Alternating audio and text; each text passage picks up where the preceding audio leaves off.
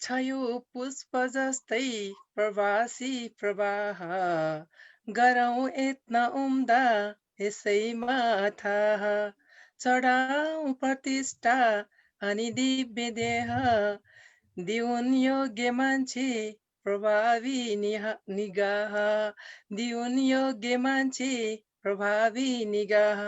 नमस्कार।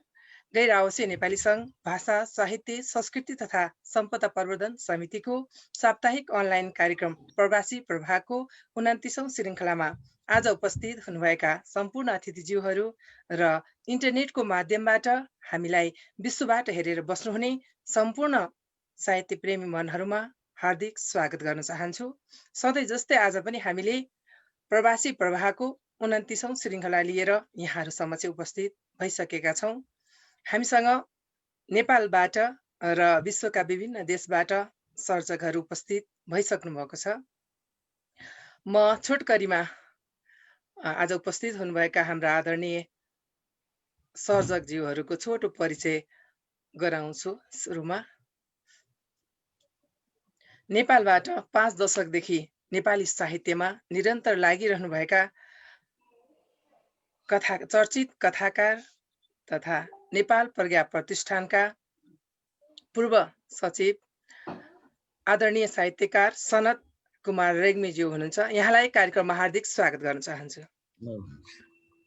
धन्यवाद। त्यस्तै गरी अमेरिकाबाट लामो समय अमेरिकामा रहेर नेपाली भाषा साहित्यको सेवा गर्दै आउनुभएका कवि तथा साहित्यकार विनोद रोकाज्यू हुनुहुन्छ। यहाँलाई कार्यक्रममा हार्दिक स्वागत गर्न चाहन्छु। नमस्कार। त्यस्तै गरी अफ्रिकाका विभिन्न देशमा आफ्नो कार्यथलो बनाउँदै नेपाली भाषा र साहित्यको सेवा गर्दै आउनुभएका हाम्रा युवा साहित्यकार दुर्गा विनयजी हुनुहुन्छ। यहाँलाई कार्यक्रममा हार्दिक स्वागत गर्न चाहन्छु। नमस्कार। त्यस्तै गरी आज यो कार्यक्रमलाई एकदम निरन्तर रूपमा अगाडि बढाउनको लागि हाम्रो गैर आवासीय नेपाली सङ्घ भाषा साहित्य संस्कृति तथा सम्पदा प्रवर्धन समितिका सञ्चार संयोजक गौतम दाहालजी हुनुहुन्छ। यहाँलाई पनि कार्यक्रममा हार्दिक स्वागत गर्न चाहन्छु। नमस्ते, धन्यवाद भगवतीजी। हजुर, एकदमै आज विस्तृत रूपमा हाम्रा आज उपस्थित हुनुभएका सम्पूर्ण अतिथिज्यूहरूको एकदमै विस्तृत रूपमा परिचयका साथ आजको कार्यक्रम अगाडि बढाउनको लागि र एकदम मलाई बेला बेलामा सहयोग गर्दै आउनु भएको छ। आज पनि यो कार्यक्रम सञ्चालन गर्नको लागि यहाँलाई म एकदमै हार्दिकताका साथ अनुरोध गर्छु र अबको कार्यक्रम यहाँबाट सुरु होस् भनी चाहन्छु। धन्यवाद। फेरि पनि प्रवासी प्रभाको आजको कार्यक्रममा यहाँहरू सबैलाई जो जहाँ बसेर जसरी हेरिरहनु भएको छ, हामीलाई जसरी सुनिरहनु भएको छ, सम्पूर्ण प्रवासी प्रभा टोलीको सञ्चालन समूहको तर्फबाट हामी स्वागत गर्न चाहन्छौँ। भगवतीजीले सुरुमै भनिसक्नु भएको छ, आज हाम्रा अतिथिहरू र उहाँले परिचय पनि गराइसक्नु भएको छ। सनत रेग्मी नेपाली साहित्यको क्षेत्रमा सुपरिचित कथाकारको रूपमा चिनिनुहुन्छ। 2004मा उहाँको जन्म भयो। 2017मा उहाँको पहिलो रचना सार्वजनिक भयो। आज यो कार्यक्रम यस अर्थमा पनि महत्त्वपूर्ण छ कि पुस्तान्तरणको हिसाबले पनि महत्त्वपूर्ण छ भन्ने हामीलाई लागेको छ। सनत रेग्मी, विनोद रोका र दुर्गा विनय उहाँहरूले आफ्नो आफ्नो पुस्ताको समेत प्रतिनिधित्व गर्नुहुन्छ जस्तो लाग्छ। हामीसँग 3 पुस्ता छ, एउटा अनुभवी पाको पुस्ता, एउटा मझौलो पुस्ता र अर्को युवा पुस्ता। यो आजको कार्यक्रममा हामी नेपाली साहित्यका विविध गतिविधिहरूलाई सदाको प्रवासी प्रवाहमा चाहिँ समेट्ने प्रयास गर्नेछौँ। र यता उत्तर अमेरिकामा रहनुभएका विनोद रोका, म यो क्षेत्रगत रूपमा पनि आजको कार्यक्रम चाहिँ मध्यपूर्व नेपाल, पूर्वी नेपाल र फेरि पनि पूर्वी नेपाल जोडिएको छ। अहिले अघि सुरुमा भगवतीजीले भन्नुभयो दक्षिण अफ्रिकाका मुलुकहरूमा बस्नुहुन्छ दुर्गाजी, तर अहिले कामको छुट्टीको समय मिलाएर जहाँ आफू कर्मथलो बनाएर बसिरहनु भएको थियो मलावीको राजधानी, त्यहाँबाट चाहिँ अहिले परिवारसँग भेटघाट गर्ने छुट्टी मिलाउने क्रममा चाहिँ उहाँ मातृभूमिमा हुनुहुन्छ। यो एउटा संयोग पनि हो। सनत रेग्मी नेपालगञ्ज, मध्यपूर्वको चर्चित सहर नेपालगञ्जमा रैथाने हुनुहुन्छ।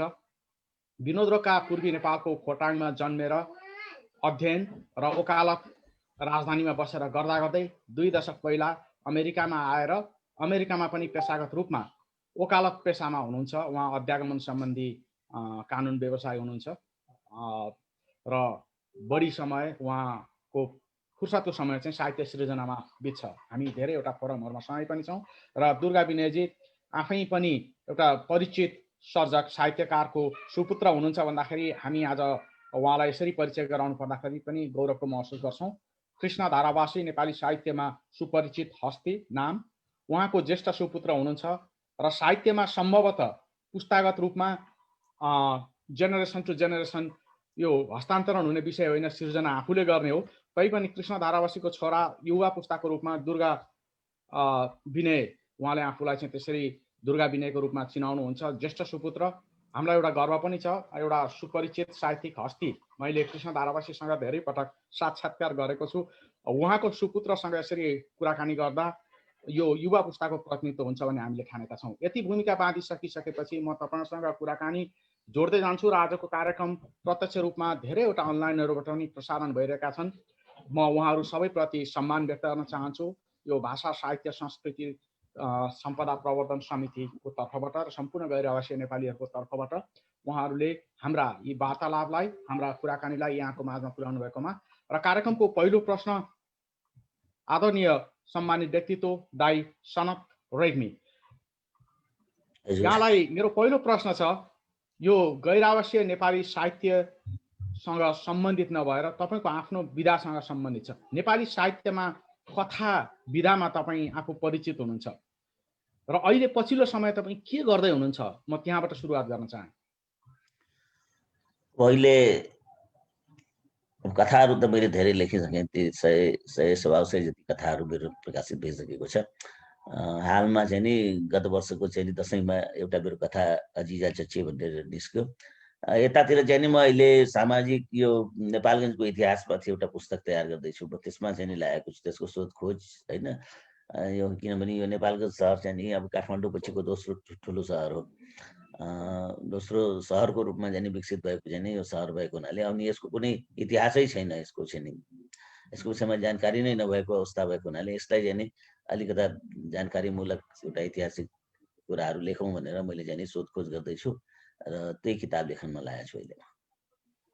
के त्यो अनुसन्धान र इतिहास, अनुसन्धानात्मक इतिहास भनेर भनौँ। त्यस बखतको चाहिँ नि नेपालगञ्जको चाहिँ नि जन्म भएको सुरुवातदेखि लिएर 2030 सालसम्मको चाहिँ नि त्यसको विकासक्रमलाई चाहिँ नि समेटेर त्यसका टोलहरू कसरी बसे, त्यसको जिल्ला त्यो चाहिँ नि नगर नै कसरी बस्यो, त्यसको त्यो नेपालमा आउनुभन्दा पहिलेदेखि यहाँको चाहिँ नि केही पुरातात्विक चाहिँ नि वस्तुहरू पनि फेला परेको छन्। ती सबै कुराहरूलाई अध्ययन गरेर समग्रमा इतिवृत्त नेपालगञ्ज भन्ने नामले एउटा पुस्तक लेख्दैछु।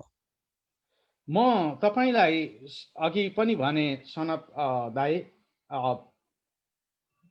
उच्च सम्मान व्यक्त गर्दै 2017 सालमा तपाईँको पहिलो रचना सार्वजनिक भएको छ, त्यो पनि हिन्दीमा हो? हजुर हो, हिन्दीमा सम्झिन सकिन्छ यतिखेर? अब त्यस्तो मैले नेपाली अनुवाद गरेका थिएँ होइन, त्यो चाहिँ अलिअलि सम्झना छ। हिन्दीमा चाहिँ नि अब त्यो चाहिँ नि अलिकति अब बिर्से जस्तो छ चाहिँ नि। नेपाली अनुवाद चाहिँ अलि सम्झिरहन्छु म। 2017 सालमा म इन्डियामा चाहिँ नि भारतमा गुरुकुलमा पढ्थेँ, गुरुकुल वैद्यनाथ धाममा। त्यो गुरुकुल वैद्यनाथ धाममा पढ्दाखेरि त्यहाँ चाहिँ नि मैले एउटा कविता लेखेको थिएँ। त्यसको चाहिँ नि 1-2 लाइन मलाई सम्झना छ। होइन कविता कसैको प्रशस्तिगान न त कल्पनाको उडान नै, होइन कविता कसैको प्रशस्तिगान न त कल्पनाको उडान नै, न छन्द लयको अनुबन्ध हो। कविता यस्तै यस्तै छ। 2-8 लाइनको कविता छ। मेरो पहिलो कविता, पहिलो रचना हो यो। अब मेरो मोबाइलमा छ होला, म यसो हेर्दै गर्छु। तपाईलाई खोज्दै गर्दाखेरि त्यो कविता फेला पार्नुभयो भने हामी सुन्नेछौँ आजको कार्यक्रममा। अब म उत्तर अमेरिका पुग्छु एकैचोटि, जहाँ म पनि अहिले कर्मथलो बनाएर बसेको छु। विनोद रोकाजी, तपाईलाई मेरो आजको कार्यक्रममा पहिलो जिज्ञासा, तपाईको बुझाइमा साहित्य के हो? तपाईको त्यो माइक्रोफोन अनम्युट गरिदिनु भयो भने सुनिने थियो। ओके, मेरो बुझाइमा साहित्य भनेको एउटा मान्छेमा लागेको भावलाई अभिव्यक्ति गर्ने एउटा चाहिँ के छ भने भनौँ न विद्या माध्यम हो भन्ने किसिमको मैले यसलाई यसरी बुझेको छु। जस्तै यहाँ सनत शर्मा हुनुहुन्छ, सनत रेग्मी, उहाँ चाहिँ कथा विधामा, हाम्रो दुर्गाजी उहाँ हुनुहुन्छ यात्रा साहित्य संस्मरण र कथा विधामा। तपाईँलाई हामीले चिन्ने विधा भनेको चाहिँ कविता, गीत र साना हाइकु टाइपका चुटकिलाहरू। म सही छु? हजुर, त्यो सामान्यतया त्यही भन्नु पर्ला कि। तपाईँ आफै रमाउने विधा के हो? अनि म रमाउने विधा भने त म अलिकता आध्यात्मिक किसिमको पनमा पनि रमाउँछु। अनि त्यसपछि साहित्य सिर्जनाको क्रममा चाहिँ सानो सानो कुरा, सानो सानो अभिव्यक्तिबाट धेरै कुराहरू समेट्न सकियोस् भन्ने किसिमको एउटा मेरो धारणा चाहिँ त्यसरी रहन्छ। वकिल मान्छे कवि कसरी हुन सक्छ? कहिलेकाहीँ के हुन्छ भने वकिल भएर काम गर्दाखेरि भन्दाखेरि त्यसलाई एउटा नियमको परिधिभित्र रहेर बाँधिएर बोल्नु पर्ने हुन्छ, त्यसले आफूले चाहेको कुरा बोल्न सकिँदैन। अनि यो कवितामा चाहिँ के छ भने अलिकता आफूले चाहेको कुरो भन्नलाई अलिकता स्वतन्त्र हुने अवस्था रहन्छ। त्यही पनि म कहिलेकाहीँ आक्षेपमा किन पर्छु भने त्यो साहित्यिक रूपबाट जुन बिम्बात्मक रूपबाट म प्रयोग गरेर भन्न सक्दिनँ, मेरो किसिमको डाइरेक्ट हुन्छ। कतिपय बाहिर मान्छेहरूलाई त्यो पनि पस्दैन, त्यसैले आजकल त्यो पनि लेख्न कम गर्न थालेको छु। म फेरि तपाईँसँग जोडिनेछु विनोदजी, सँगै रहनु होला। तपाईँका सृजनाहरू आज सुन्नेछौँ। 2 वर्ष पहिला एउटा गीत उहाँले चाहिँ यो अमेरिकाको पृष्ठभूमिमा लेख्नु पनि भएको थियो। त्यो गीतका शब्दहरू पनि आज सम्भव भएछ हामी सुन्नेछौँ तपाईँको आवाजबाट। अब यो पहिलो चरणमा म दुर्गा विनयजीसँग जोडिन चाहन्छु। दुर्गाजी, तपाईँको पनि माइक अनम्युट गरिदिनु होला। तपाईँ विगत 6-7 वर्षदेखि देश बाहिर हुनुहुन्छ, भूगोलको देशबाट भावनाको देशमा हुनुहुन्छ। त्यसमा पनि अफ्रिकी मुलुकहरूमा तपाईँले आफ्नोलाई चाहिँ केन्द्रित गरिरहनु भएको छ र अहिले तपाईँ मालावीलाई आधार बनाएर त्यहाँ आफ्नो कर्म गर्दै हुनुहुन्छ। र तपाईँको लेख्ने प्रेरणाको स्रोत र तपाईँले लेख्ने कथा, यात्रा, संस्मरण, त्यो सोर्सहरू र स्रोतहरू के हुन् र समग्रमा अर्को तपाईँ पुगेका अफ्रिकी मुलुकहरूमा नेपाली साहित्य कहाँ छ, यो कुरा पहिलो चरणमा कुराकानी गरौँ न दुर्गाजी। हजुर, धन्यवाद। सर्वप्रथम त मलाई यो अवसरै राम्रो हो, किनभने म दिग्गज साहित्यकारहरूको बिचमा छु। अब उहाँहरूको अनुभव सुनेर पनि मलाई फाइदा नै हुनेछ। तपाईलाई शुभकामना छ। दिग्गज सनत दाईसँगको त्यो 50 वर्ष लामो इतिहास छ, हाम्रो छैन। विनोद दाई पनि मैले भने पुस्तान्तरणको हिसाबले पनि कुरा गरेँ। एउटा पुरानो पुस्ता, बिचको पुस्ता र तपाईँ पछिल्लो पुस्ताको हुनुहुन्छ। तपाईँलाई शुभकामना छ। यो हाम्रो पनि संयोग हो पुस्ताको संयोजन गराउने। हजुर, यो फोरममा हुनु नै मलाई एउटा फाइदा नै हुने भयो। 2013 सालदेखि 2013 देखि चाहिँ म अफ्रिकी महादेशमा छु। अब कामको सिलसिलामा लगभग 7-8वटा अफ्रिकी मुलुकहरूमा चाहिँ मैले अहिलेसम्म काम गरिसकेँ होला। अक्टोबर 2019 देखि चाहिँ म मालावीमा छु। अनि अब हामीलाई सरसर्ती हेर्दाखेरि समाज फरक होला जस्तो लाग्छ, तर त्यहाँ गएर बसेर त्यहाँ गएर काम गरेपछि त्यहाँको मान्छेहरूसँग घुलमिल भएपछि 24/7 त्यही बसेपछि चाहिँ सम्बन्धहरू होइन, त्यो विभिन्न पारिवारिक घुलमिलहरू चाहिँ लगभग उस्तै हुने रहेछ। संस्कृति संस्कार चाहिँ कहिलेकाहीँ फरक पर्छ कि जस्तो लाग्छ मलाई अफ्रिकी समाज र हाम्रो समाजमा। त्यहाँ ठुलो असर चाहिँ कोलोनलाइजेसनले जुन छोडेर गएको छापहरूले चाहिँ त्यहाँ ठुलो असर पारेको हुन्छ। उनीहरूको धर्म संस्कृति लाई चाहिँ ठुलो असर पारेको छ, किनभने क्रिस्चियनिटी अफ्रिकाको धर्म होइन, त्यो धर्म लगिएको युरोपबाट लगेर राखिएको धर्म त्यहाँ छ। त्यहाँ उनीहरूले आफ्नो धर्म, आफ्नो संस्कृति चाहिँ अझै खोज्न प्रयत्न गरिरहेछन्। अनि त्यसले पनि त्यो चाहिँ एउटा नौलो विषय भयो मेरो लागि। 2013 सुरुमा जब जहाँ गएँ, त्यहाँ अहिले कुरा गर्न नचाहने, त्यो कोलोनलाइजेसनको बारेमा कुरा गर्न नचाहने, युरोपियनहरूले आएर कसरी दुःख दिए त्यो सम्झिनै नखोज्ने एउटा ग्रुप छ, त्यहाँ एउटा समाज छ, युवाहरू छन् नयाँ। तर त्यसैलाई चाहिँ हामीले प्रेरणाको स्रोत मानेर चाहिँ त्यसैबाट चाहिँ विकसित भएर जानुपर्छ, त्यसलाई चाहिँ हामीले दबाउनु हुँदैन भन्ने अर्को एउटा ग्रुप, एउटा जेनेरेसन पनि छ। त्यसले पनि मलाई चाहिँ लेख्न प्रेरणा गर अफ्रिका सम्बन्धी। मेरा अहिलेसम्म चाहिँ 3वटा कथा सङ्ग्रह छापिएका छन्, त्यसमा चाहिँ कतै पनि अफ्रिका थिएन, किनभने अफ्रिका जानुभन्दा अगाडि नै ती छापिसकिएका थिए। अनि अब अहिले चाहिँ बिस्तारै 13देखिका मेरा अनुभवहरूलाई चाहिँ मैले चाहिँ लेख्ने क्रममा छु। त्यो लेखेर चाहिँ पछि छापौँला भन्ने लागिरहेछ। अनि अब हामी थुप्रै नेपालीहरू चाहिँ अफ्रिकामा छौँ, लेख्ने, कोही कविता लेख्छौँ हामी, कोही आख्यान लेख्छौँ, तर हामी एकत्रित भइसकेका थिएनौँ। यही कोरोनाको महामारीको बिचमा चाहिँ हामीले के गर्यौँ भने हाम्रो हिक्मत थापाको प्रेरणा, उहाँको सल्लाह सुझावले चाहिँ हामीले भर्खरै अनेसास अफ्रिका च्याप्टर पनि गठन गर्यौँ केही महिना अगाडि। अनि यो च्याप्टर गठन गरेपछि चाहिँ हामीले एउटा कार्यक्रम पनि चलाएको थियौँ सायद 2 महिना अगाडि होला, नेपाली साहित्यमा अफ्रिका कसरी आउनुपर्छ भनेर। त्यसमा हामीले केही लेखकहरू जसले चाहिँ अफ्रिकै पुगेर लेख्नु भएको छ, जस्तै कि महेश विक्रम शाह, उहाँका विभिन्न कथाहरू छन् अफ्रिका बेस्ड। अनि हामीले जीवा लामिछानेलाई पनि आमन्त्रित गरेका थियौँ, उहाँका पनि अफ्रिका सम्बन्धीका संस्मरणहरू सम्बन्धी अनुभवहरू सुनेका थियौँ।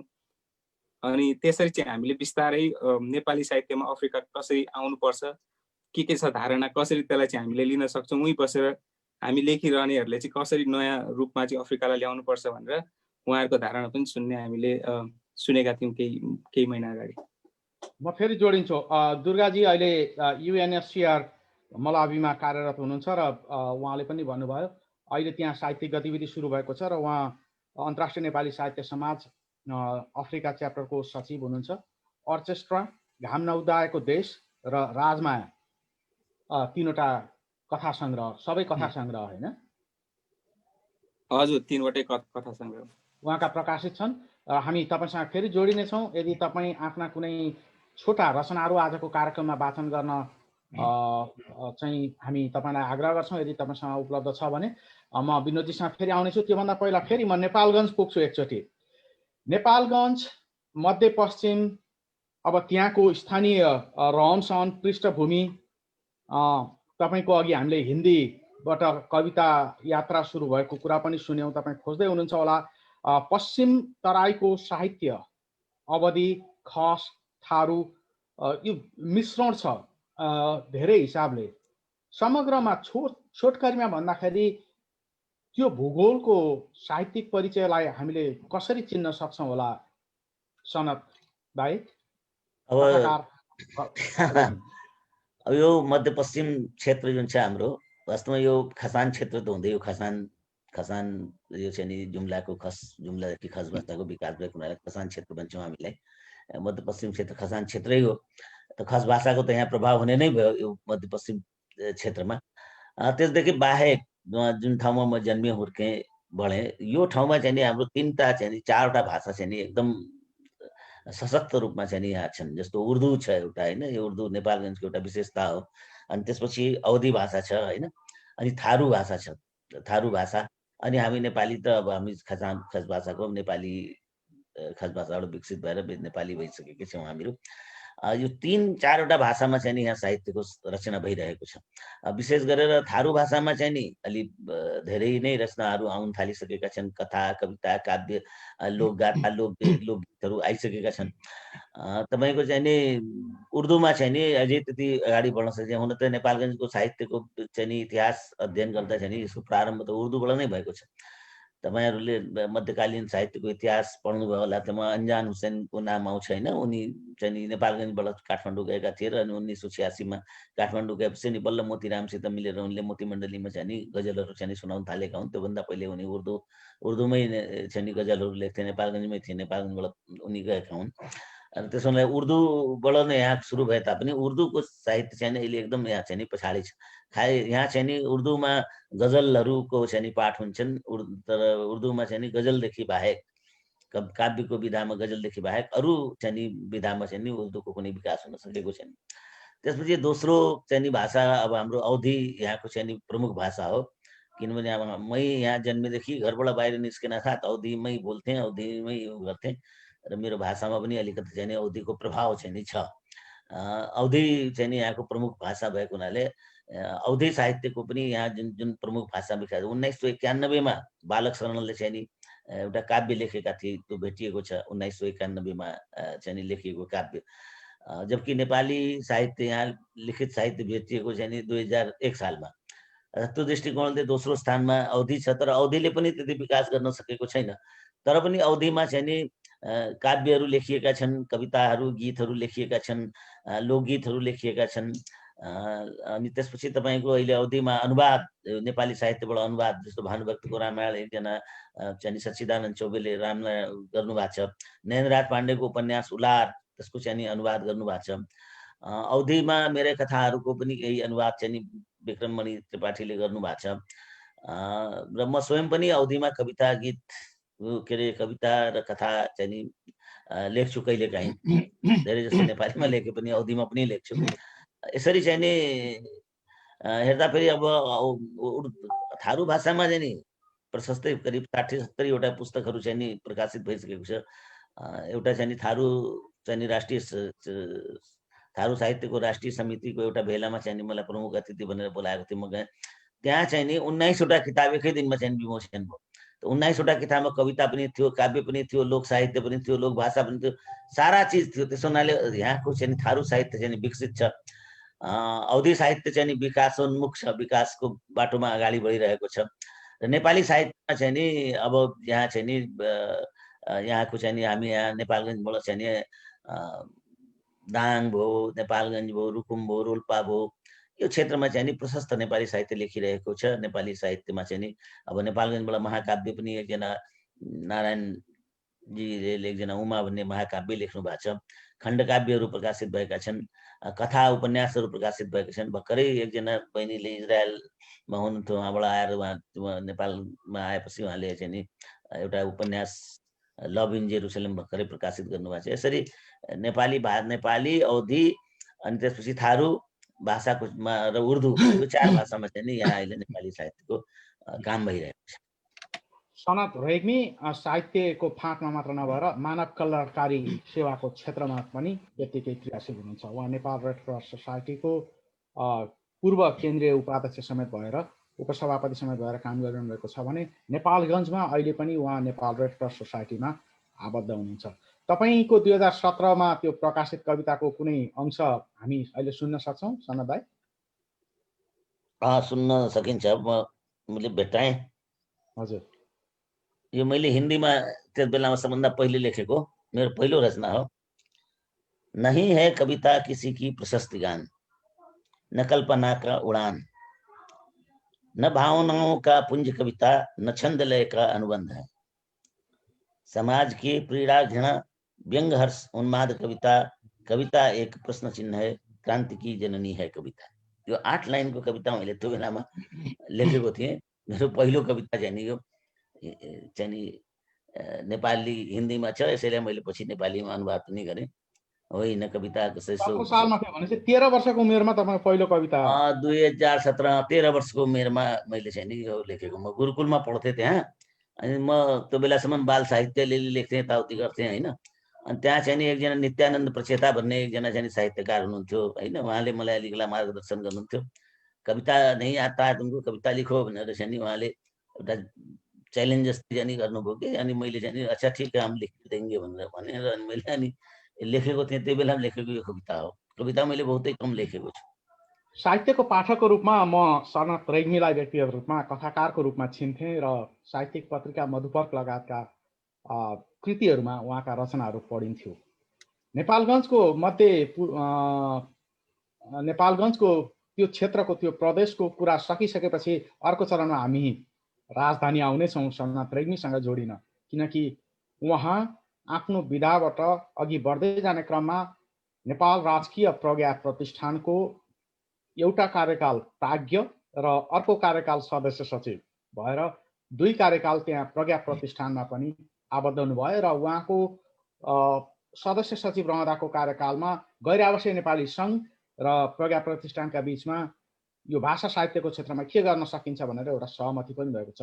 त्यो प्रसङ्ग म सनत दाइसँग जोड्ने छु। त्योभन्दा पहिला म विनोद रोकाजीलाई जोड्न चाहन्छु। विनोदजी, तपाईँलाई मैले चिनाउँदै गर्दाखेरि तपाईँका केही कृतिहरू हामी यही एउटै भूगोलमा भएको कारणले परिचित नै छौँ, तैपनि उहाँको एउटा हाम्रो विश्व दुई आँखामा भन्ने संयुक्त कविता सङ्ग्रह, गीत र कविता सङ्ग्रह प्रकाशित छ। मेरी प्रिय भन्ने गीती एल्बम, मैले अघि सुरुमा भनेको थिएँ, मैले नाम भन्न छुटाइराखेको थिएँ, मेरी प्रिय भन्ने गीती एल्बम छ। त्यसमा चाहिँ यहाँ यो भावना, हामी जुन भावनाको देश बोकेर बस्छौँ, कर्म यहाँ गर्नु परे पनि मन चाहिँ हर हमेसा आफ्नै गाउँठाउँ, आफ्नै मातृभूमिमा पुगेको हुन्छ। ती भावनाहरू समेटेको एउटा गीत छ। अर्को गीती सङ्ग्रह छ उहाँको जीवनको यात्रा भन्ने, र उहाँका गीती सङ्ग्रहमा चाहिँ नेपालका प्रसिद्ध परिचित गायकहरूले आवाज दिनुभएको छ, वरिष्ठ सङ्गीतकारहरूले सङ्गीत भरिदिनु भएको छ।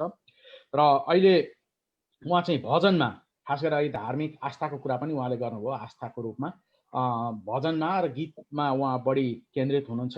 र उहाँको चाहिँ चाँडै नै अमेरिका सपनाको महासागर भन्ने एउटा कविता सङ्ग्रह प्रकाशन हुने अवस्थामा छ। विनोदजी, यति भनिसकेपछि आज यो चरणमा तपाईँको केही सृजना, छोटामिटा सृजना सुनौँ।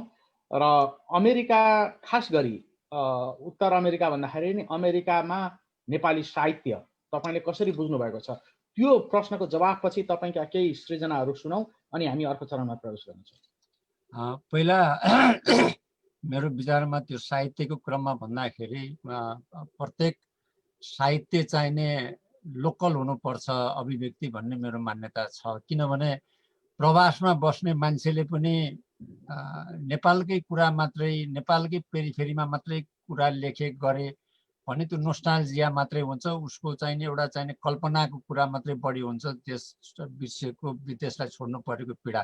तर जुन ठाउँमा ऊ बसिराखेका हुन्छ त्यो ठाउँको कर्मभूमिमा उसले बिताएका क्षणहरू, उसले त्यहाँ भोगेका कष्टहरू र त्यहाँको परिवेशलाई चाहिँ अभिव्यक्ति गर्नुपर्ने हुन्छ। किनभने त्यो चाहिँ वास्तवमा नेपालको र नेपाली साहित्य पाठकहरूको लागि बढी महत्त्वपूर्ण हुन्छ। र केही व्यक्तिहरूले बाहिर फेर घुमेर केही दिन बसेर लेखेको साहित्यले त्यहाँको गहिराईमा पुगेर अभिव्यक्ति गर्न सक्छ भन्ने मलाई लाग्दैन। किनभने त्यो एउटा सुपरफिसियल हुन्छ, उसले जिन्दगीलाई गहिराईमा पुगेर बुझेको हुँदैन। तर जो मान्छे त्यहाँ धेरै समयसँग बसेर त्यहाँको माटोसँग, त्यहाँको परिवेशसँग जुन उसले आफ्नो दुःख सुख साटेको हुन्छ, त्यो साटेको आधारबाट अभिव्यक्ति भएको साहित्य नै सही कुरा अभिव्यक्ति गर्न सक्छ। यद्यपि त्यो भाषागत रूपबाट, ग्रामरको रूपबाट, मिठासको रूपबाट त्यसमा नहोला, तर साहित्य मिठास मात्रै होइन। साहित्यले के छ भने जीवनको गहिराईलाई अभिव्यक्ति गर्न सक्नुपर्छ भन्ने मेरो मान्यता चाहिने रहन्छ। त्यसैले गर्दाखेरि ती कुराहरूलाई छोटोमा लेख्न सक्यो भने कमसेकम मान्छेले नचाहेर पनि सुनिदिन सक्छन्। विकृतिको कुरा हुन्छ, अरू किसिमका संस्कृतिको, साहित्यको विभिन्न कुराहरू हुन्छ। त्यो कुरामा मैले चाहिँ एउटा चाहिँ के छ भने त्यो प्रवासमा त्यसरी त्यो साहित्य उब्जियोस्, त्यसरी अभिव्यक्ति होस् भन्ने क्रममा मेरो भाषाको दृष्टिकोणबाट म त्यति पोख्त छैन, मेरो चाहिँ के छ ग्रामरको दृष्टिकोणबाट म त्यति पोख्त छैन। त्यसैले म कहिलेकाहीँ साहित्यको रूपबाट कसरी चिनाउँदाखेरि मलाई लाज लाग्छ। किनभने म कहिलेकाहीँ रसोदीर्घमा मिलाइराखेको हुन्न, कहिलेकाहीँ भाषागत रूपबाट व्याकरण मेरो मिलिराखेका हुँदैन, कहिलेकाहीँ कुन लयमा, के छन्दमा, के परिवेशमा गयो त्यो मलाई पनि थाहा हुँदैन। तर म के चाहन्छु भने मेरो अभिव्यक्ति गर्ने कुरा हो, म अभिव्यक्ति गर्छु, मिल्नु नमिल्नु कुरा अरूले हेर्ने कुरा हो भन्ने मलाई त्यसरी लाग्छ गौतमजी। त्यही क्रममा तपाईँसँगको मेरो जिज्ञासा, यहाँको गतिविधि कस्तो छ त नेपाली भाषा साहित्यको लागि अमेरिका भइरहेको? तपाईँ 2 दशकभन्दा बढी समयदेखि यहाँ हुनुहुन्छ, कसरी हेरिरहनु भएको छ? तपाईँलाई चासो छ यो? हजुर गौतमजी, म 98मा आइसकेपछिदेखि नै मैले चाहिँ के छ भने अलिअलि म त्यहाँ पनि लेख्ने गर्थेँ। तर यहाँ आएपछि मलाई बढी पीडा भयो, देश छोड्नु परेको पीडा, त्यसपछि चाहिँ के छ भने त्यहाँको परिवेश र यहाँ आउनु परेको परिवेश, यो कुराले गर्दाखेरि मैले आफू पनि लेख्न थालेँ। त्यसपछि म यहाँ आएर चाहिँ भनौँ न अन्तर्राष्ट्रिय नेपाली साहित्य समाजमा संलग्न भएँ, एलायन्स फर डेमोक्रेसी ह्युमन राइट्सको अध्यक्ष भएँ। त्यसमा पनि म साहित्य गतिविधिलाई अलिकति इन्ट्रोड्युस गरेँ।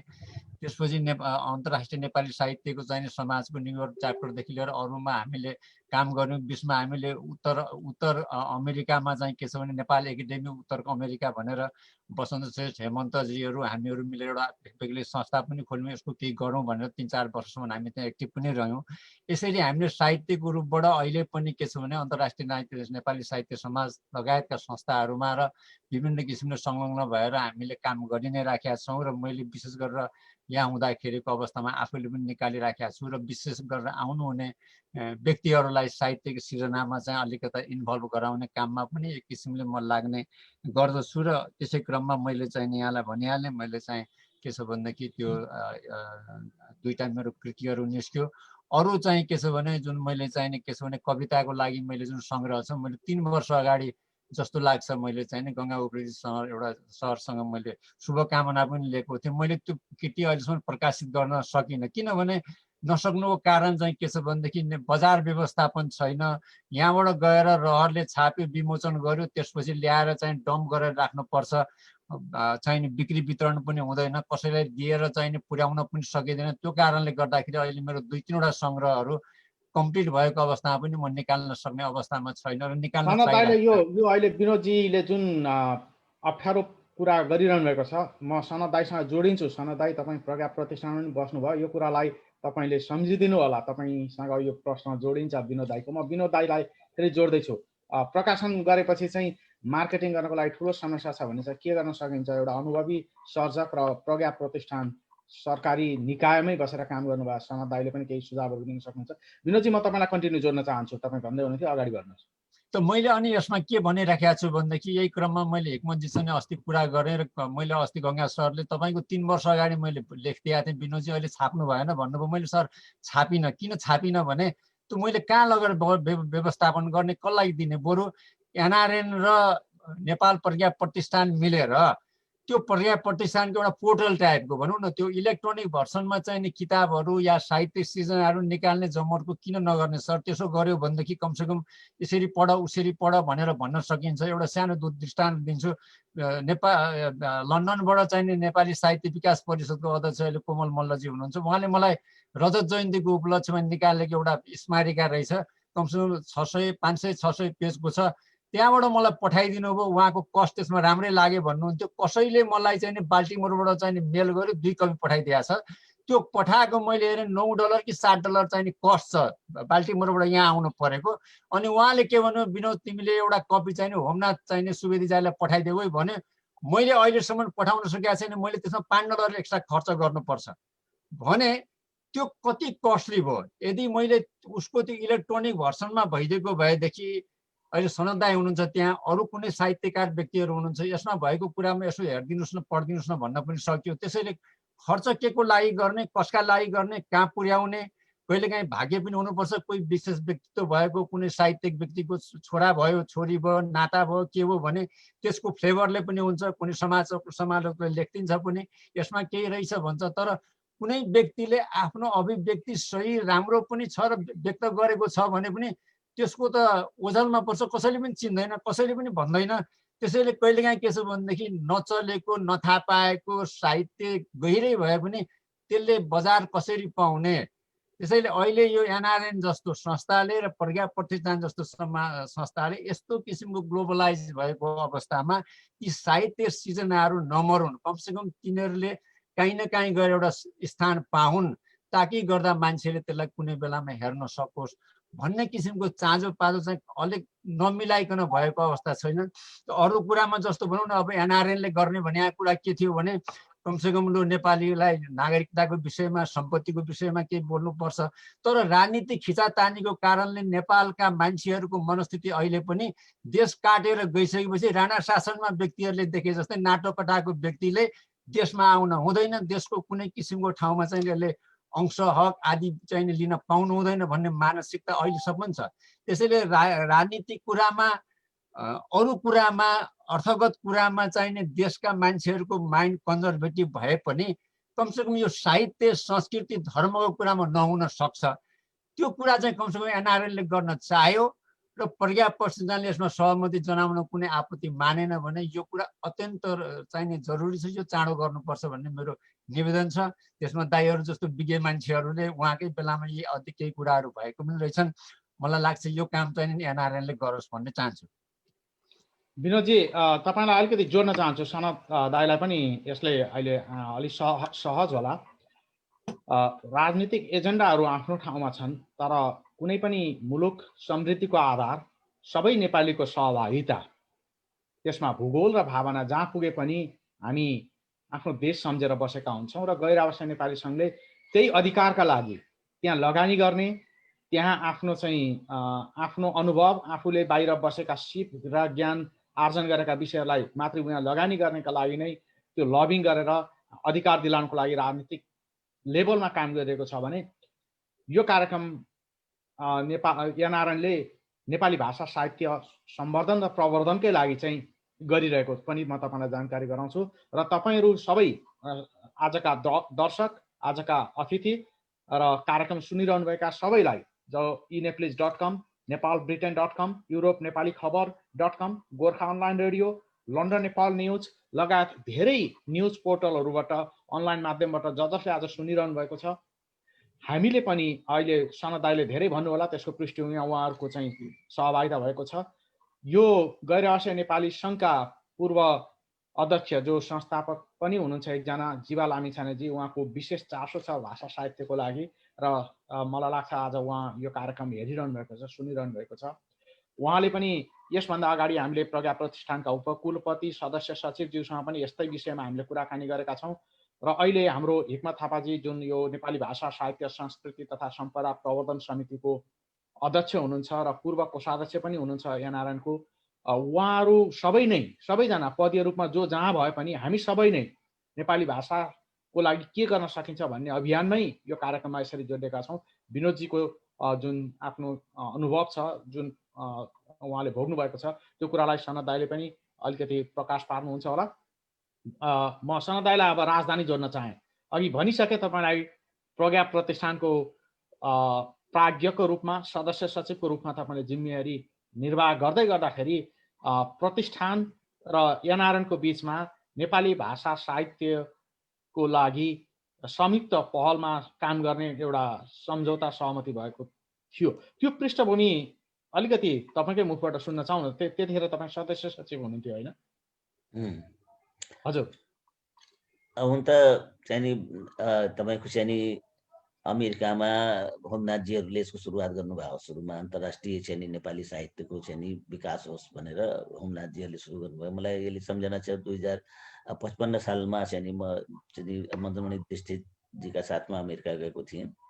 एउटा साहित्यिक कार्यक्रम थियो, एसियाई लेखकहरूको सम्मेलन थियो। त्यसमा त्यही बेला होमनाथजीसित कुराकानी भयो। होमनाथजीले त्यस बेला साह्रै चिन्ता व्यक्त गर्नुभएको थियो। अनि हामी यहाँ चाहिँ प्रवासमा बसेका छौँ, हामीले नेपाली भाषा र साहित्यको लागि केही गरौँ भनेर हामीले चाहिरहेका छौँ, तर नेपालबाट हामीलाई त्यहाँनिर त्यसको सपोर्ट चाहिँ राम्रो हुन सकेको छैन।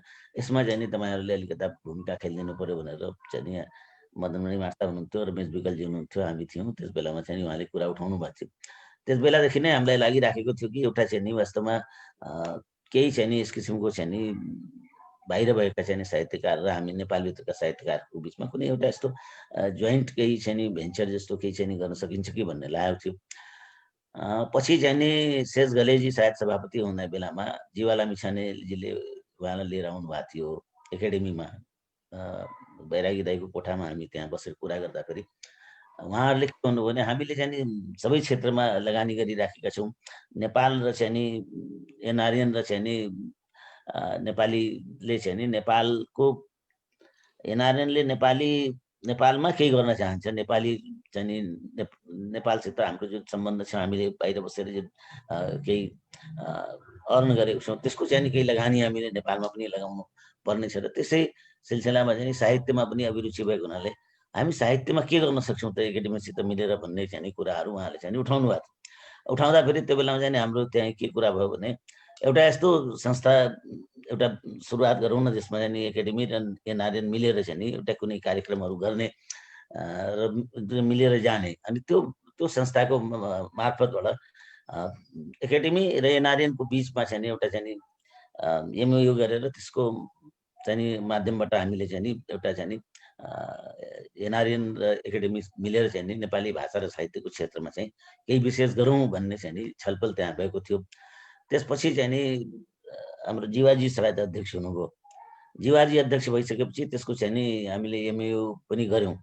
एमयुमा चाहिँ नि एकाडेमी र चाहिँ नि एनआरएन बिचमा चाहिँ नि एनआरएनको भाषा साहित्यलाई चाहिँ नि एकाडेमीले को मार्फतबाट चाहिँ नि प्रकाशन र प्रचार प्रसार गर्ने र एकाडेमीका चाहिँ नि कृतिहरूलाई चाहिँ नि एउटा अनुवादको माध्यमबाट अगाडि बढाउन सकिन्छ कि भन्ने चाहिँ नि कुराहरू चाहिँ नि भएको थियो। त्यही अनुसार चाहिँ नि हाम्रो एउटा एमयुको पुरा चाहिँ नि मलाई ऊ चाहिँ नि अहिले सम्झना छैन कन्टेन्ट, तर त्यो कुरा भइसकेपछि एउटा चाहिँ नि एमयुमा हामीले हस्ताक्षर गऱ्यौँ र अनि त्यसपछि चाहिँ नि यसको उद्घाटन पहिलो कार्यक्रम चाहिँ नि मलाई लाग्छ दसैँमा कुन सालमा याद छैन, जीवाजी अध्यक्ष भएको बेलामा दसैँमा रामवरण यादवजीबाट चाहिँ त्यसको उद्घाटन पनि हामीले गरायौँ। उद्घाटन गरेर त्यसपछि हाम्रो कार्यक्रमहरू चाहिँ नि प्रारम्भ भयो। त्यसपछि त म चाहिँ नि एकाडेमीमा मेरो कार्यकाल समाप्तिको बेलामा थियो, हामीहरू एकाडेमीबाट आयौँ। आएपछि पनि एकाडेमीमा हाम्रो कार्यकाल छँदैमा हामीले एउटा चाहिँ कविता सङ्ग्रह चाहिँ नि प्रकाशित गर्ने भनेर हामीले सोचेका थियौँ र त्यो चाहिँ नि अगाडि बढेर त्यो कविता सङ्ग्रह प्रकाशित भएर आयो। पछि चाहिँ नि कथा सङ्ग्रह पनि आयो, अहिले चाहिँ नि मुक्तकको पनि आएको छ। तर यो चाहिँ नि पनि अलिक पुगेको छैन कि एनआरएनमा भएका चाहिँ नि हाम्रा साथीहरूले जो त्यहाँ लगानी गरिराख्नु भएको छ, त्यो लगानीलाई मेरो विचारमा त 3टा सेक्टरमा चाहिँ नि गर्नुपर्छ जस्तो लाग्यो कि एउटा सेक्टर के हो भने नेपाली भाषा र साहित्यलाई विश्व साहित्यमा कसरी पुर्याउने। हामी विश्व साहित्यको उसमा चाहिँ नि कम्पिटिसनमा या नेपाली भाषा र साहित्यलाई विश्व साहित्यमा आउने छैन। म त्यो बेलामा पनि जाँदाखेरि अमेरिकामा जाँदाखेरि धेरै एसियाई लेखकहरूसित कुरा उनी नेपाली भाषा साहित्यको विषयमा हामीलाई ज्ञानै छैन। यहाँसम्म कि हिन्दीका साहित्यकारहरू, तमिल र तेलुगु उर्दूका साहित्यकारहरू पनि त्यहाँ आएको थियौँ। उनीहरूले पनि भन्ने भारतीय साहित्यकारहरूले कि खै हामीले त नेपाली साहित्यको विषयमा त्यति हामीलाई जानकारी नै छैन, केही अनुवादहरू पनि तपाईँको आउँदैन, ऊ पनि आउँदैन। त्यसमा नेपाली साहित्यलाई बगलको मुलुक छिमेकी मुलुक भारतमा त हामीले चाहिँ पुर्याउन सकेको छैन भने विश्व कसरी पुर्याउने, यो विषयमा चाहिँ नि त्यहाँ कुरा आउँदाखेरि मलाई के लाग्छ भने मेरो दृष्टिकोणमा चाहिँ 3टा हुनु। एउटा त जस्तो विनोदजीले एउटा समस्या सुनाउनु, विनोदजी जस्तो चाहिँ नि धेरै छन्, नेपालमा पनि छन्, किताब छाप्ने र बाँडेर चाहिँ नि त्यो आफ्नो लगानी फाल्ने स्थिति चाहिँ नेपालमा अझै पनि छ। एकाडेमीकै केही कुरा गर्नुहुन्छ भने एकाडेमीकै कुरा गरौँ। एकाडेमीले किताब जति पनि छापेको छ नि आजसम्म त्यो गोदाममा कुहिराखेको छ, त्यसले बजार व्यवस्थापन अझैसम्म गर्न सकेको छैन। एकाडेमीले आफै पनि बजार व्यवस्थापन गर्न सकेको छैन र त्यो बजार व्यवस्थापनको चाहिँ नि दिशामा चाहिँ एकाडेमीले मैले चाहिँ नि त्यस बेलामा केही पहल गर्न खोजेको थिएँ, तर हुन सकेन। स्थानीय चाहिँ नि व्यापारीहरूसित कुराकानी गर्दाखेरि उनीहरूले चाहिँ नि एउटा एजेन्सी लिने भनेर साझा प्रकाशनसित हामीले गऱ्यौँ र साझा प्रकाशनलाई चाहिँ नि हामीले आफ्नो किताबहरू तिमीले बेच्दौ भनेर दियौँ। तर त्यहाँबाट पनि त्यति चाहिँ नि सकारात्मक चाहिँ नि परिणाम चाहिँ नि आएन। अब अहिले सुनेको छु चाहिँ नि प्राइभेट प्रकाशनलाई चाहिँ नि दिएको छ एजेन्सी भनेर। एकाडेमीले प्रकाशन गरेका किताबहरू पनि चाहिँ नि मार्केटमा जान सकेका छैनन्। तपाईँहरूको यो 3टा किताब जुन निस्क्यो मुक्तक सङ्ग्रह, यो पनि अझै मार्केटमा त्यति राम्ररी जान सकेको छैन, स्थिति चाहिँ नि त्यो छ। र त्यसो हुनाले अब विनोदजीले जुन एउटा पीडा व्यक्त गर्नुभयो कि हामीहरूले लेखेर के गर्ने, आफ्नो पैसा लगानी गर्ने हो नि। अब त्यो मैले देखेको छु, थुप्रै चाहिँ हाम्रो चाहिँ बेलायतको सुनामजी आउनु भएको थियो, किताब छाप्नु, म बेलामा एकाडेमीमै थिएँ, किताब छाप्नु। अनि उहाँले के भन्नु भने किताब छाप्यौँ, अब बाँडेर चाहिँ नि यसलाई चाहिँ नि पाठकहरूको बिचमा पुर्याउनु चाहिँ कुनै चाहिँ एउटा साधन छैन, स्रोत छैन भनेर। अब अहिले चाहिँ नि केही चाहिँ प्रकाशकहरूले अलि इन्ट्रेस्ट लिएका छन् होइन। यसमा एउटा एकाडेमीले के भूमिका खेल्नु पर्यो भने नेपालभित्रका जुन प्रकाशकहरू छन् नि, त्यो प्रकाशकहरूसित चाहिँ नि एउटा सम्बन्ध चाहिँ नि बनाएर एउटा त्यस्तो पुस्तक वितरणको चाहिँ नि एउटा व्यवस्थापन चाहिँ नि गर्न पर्यो। र एनआरएनबाट चाहिँ नि एउटा लगानी चाहिँ नि जोइन्ट भेन्चर नेपालको साहित्य र चाहिँ नि अन्तर्राष्ट्रिय चाहिँ नि क्षेत्रमा बसेर एनआरएनमा बसेर लेखेका साहित्यकारहरूले लेखेको साहित्यहरूलाई चाहिँ नि एउटा प्रकाशन गर्ने र त्यसको चाहिँ नि व्यापक प्रचार प्रसार गर्ने काम गर्न पर्यो भने अर्को चाहिँ नि नेपालको चाहिँ नि विशिष्ट कृतिहरूलाई चाहिँ नि अङ्ग्रेजीमा अनुवाद गरेर त्यो चाहिँ नि त्यहाँका राम्रा प्रकाशकहरूसित सम्पर्क गरेर त्यहाँका राम्रा प्रकाशकहरूसित सम्पर्क गरेर त्यसको चाहिँ नि एउटा मार्केटिङ गर्ने काम। अब यो काम चाहिँ नि नेपाल एकाडेमीले एक्लै गर्न सक्दैन। यसमा चाहिँ नि एनआरएनको सहयोग ठुलो सहयोगले हुन सक्छ, किनभने एनआरएन का चाहिँ नि सदस्यहरू विभिन्न राष्ट्रमा छरिएर बस्नु भएको छ। जापानमा भएको संस्थाले जापानमा चाहिँ नि त्यो प्रयत्न गर्न सक्छ, जापानी चाहिँ नि प्रकाशन संस्थाहरूसित सम्पर्क गरिदिने, कुराकानी गरिदिने गर्न सक्छ। अमेरिकामा भएकाले त्यो गर्न सक्नुहुन्छ। हाम्रो प्रकार चाहिँ सम्राट उपाध्याय हुनुहुन्थ्यो होइन, सम्राट उपाध्यायले त्यहाँ बसेर चाहिँ नि गर्नुभयो। उहाँको किताबहरू पनि निस्क्यो। मेरो पनि एउटा कथा उहाँले अनुवाद गरिदिनु भयो र मलाई तपाईँलाई आश्चर्यजनक कुरा म भन्छु, मेरो 11-12वटा कथा चाहिँ नि अनुवाद भएको छ।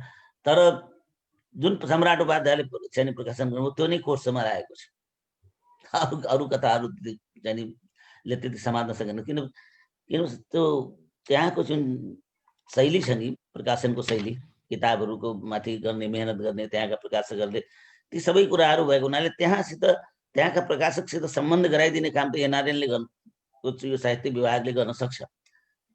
र विभिन्न देशमा भएका चाहिँ नि साहित्यकारहरूले त्यो देशमा चाहिँ नि साहित्य संस्थाहरूसित एकाडेमीको सम्बन्ध गराइदिने, अथवा अरू पनि छन् जस्तो मदन पुरस्कार गुठी छ या अरू साहित्यिक संस्थाहरूसित सम्बन्ध गराइदिने, र त्यसको मार्फतबाट चाहिँ नि नेपाली साहित्यलाई अन्तर्राष्ट्रिय जगतमा पुर्याउने एउटा त्यो काम गर्न पर्यो। त्यो काममा एनआरएनको ठुलो भूमिका एनआरएनले खेल्न सक्छ जस्तो मलाई लाग्छ, किनभने एनआरएन त्यतैका साथीहरू सब त्यहीँ बस्नुहुन्छ, उहाँहरूले त्यसमा जाने ठुलो भूमिका खेल्न सक्नुहुन्छ मलाई लाग्छ। दाइ धन्यवाद। तपाईँका सुझावलाई पक्कै पनि यो स्क्रिनभन्दा बाहिर बसेर सुनिरहनु भएका एनआरएन अभियन्ताहरूले, नेतृत्व तहका जिम्मेवार पदाधिकारी व्यक्तिहरूले सुन्नुभएको छ र यो सामूहिक प्रयासमा आशा गरौँ सामूहिक प्रयासबाट नै सकिन्छ।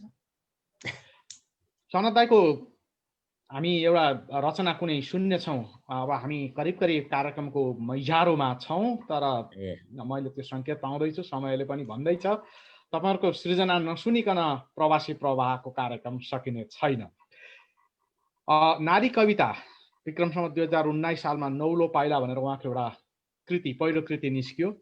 त्यसपछि पहिलो रचना अनि प्रकाशित कृति चाहिँ 2024 सालमा मातृत्वको चित्कार भनेर आयो। त्यसपछि 2025 मा चन्द्र ज्योत्स्ना र कालो बादल, त्यसपछि दिनान्त 2035, बन्द कोठाहरूको सहर 2045, लक्ष्मणियाको गौना 2051, समय सत्य 2054, सनत रेग्मीका प्रतिनिधि कथा 2061, स्मृति 10 र अन्य कथाहरू 2066, सबै कथा सङ्ग्रह सनत रेग्मी सृजना संवाद अन्तर्वार्ता सङ्ग्रह 2066 यस्ता कृतिहरू छन्। र उहाँले धेरै कृतिहरू सम्पादन पनि गर्नुभएको छ र उहाँ मैनाली कथा पुरस्कार, राष्ट्रिय प्रतिभा पुरस्कार लगायतका पुरस्कारहरूबाट सम्मानित पनि भइसक्नु भएको छ। सनत रेग्मी त्यो पुस्ताको प्रतिनिधित्व गर्नुहुन्छ जसका प्रति अहिलेको हाम्रो पुस्ता गर्व गर्दछ। म अब मेरै पुस्तामा जोडिन चाहन्छु, म आफूलाई युवा पुस्तामै प्रतिनिधित्व गराउँछु दुर्गाजीसँग।